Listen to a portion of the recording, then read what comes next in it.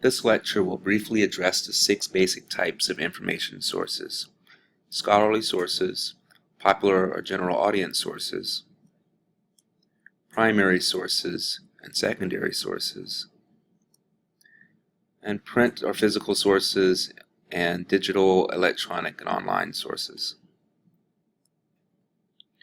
You can think of these as representing the opposing poles along 3 spectrums. Also, you can think of them as being in opposition to one another.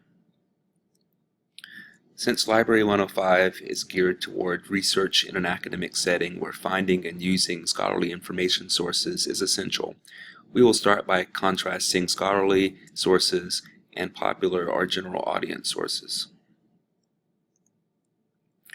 One major difference between scholarly information sources and popular or general audience information sources should be obvious from the words we use to name them.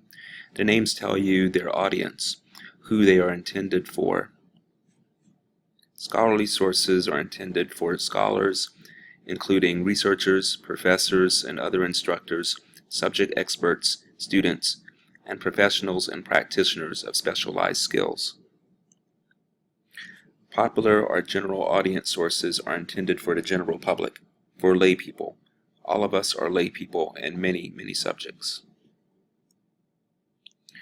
Scholarly sources and popular or general audience sources differ in purpose too. They differ in why they were created and how they are intended to be used. Scholarly sources present specialized knowledge that is the fruit of deliberate research and focused investigation. Scholarly sources reveal the evidence of the research and investigations through cited sources and collected data. Scholarly sources analyze and synthesize information and present new ways of thinking about the specialized subject in question. The audience of scholarly information sources consumes this new knowledge and applies it to their own specialized endeavors.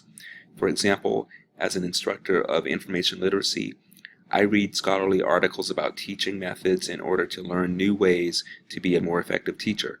As students, you will use scholarly information sources to help you answer your academic research questions as you pursue specialized knowledge in the subject areas of your coursework while you earn your college degrees. Popular or general audience information sources report on recent happenings and current events and present general information.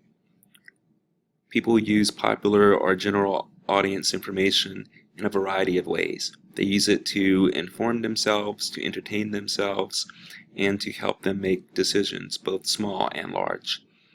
Sometimes scholars use popular information sources in their research, but never without scholarly information sources too. For scholarly research, popular or general information sources alone are never enough. Another important difference is the level of the review that the information undergoes before it is distributed or published. Popular or general audience information sources undergo the review of editors who ensure that the information covered and the way the information is presented fits with the mission of the publisher, distributor, or broadcaster and the interest of the target audience. In addition, the information is usually proofread and sometimes fact-checked for clarity and accuracy. Scholarly information undergoes extra scrutiny, known as peer review. In the Oxford Dictionary of Epidemiology, peer review is defined as a process of evaluation of scientific or professional work by experts in the same field, the reviewers, to assess whether the work meets the necessary methodological and ethical standards before it is accepted or published.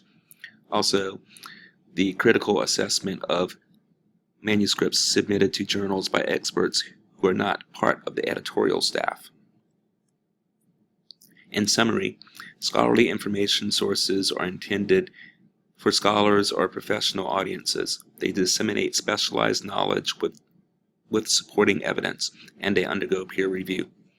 Popular or general audience information sources are intended for non-specialist audiences. They present news and general information useful for learning or entertainment, and they undergo regular editing and proofreading. Okay, on to primary and secondary sources. I like this definition from Yale University. Primary sources provide first-hand testimony or direct evidence concerning a topic or a question under investigation. Primary sources can contain information about historical events or periods of time. They can contain information about cultural, social, or historical phenomena.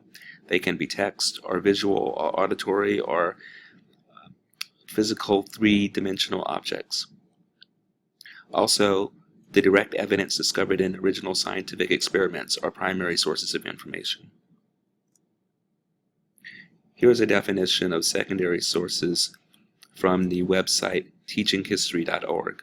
Although it focuses on the academic discipline of history, the definition fits other subject areas and disciplines as well. Secondary sources cite, analyze, interpret, and synthesize primary sources of information. Secondary sources may cite and may be informed by other secondary sources of information as well. Finally, there are print or physical information sources, and there are digital, electronic, or online information sources. Some information sources exist only in physical form. Other information sources are born digital and only exist online. Many information sources exist both physically and digitally.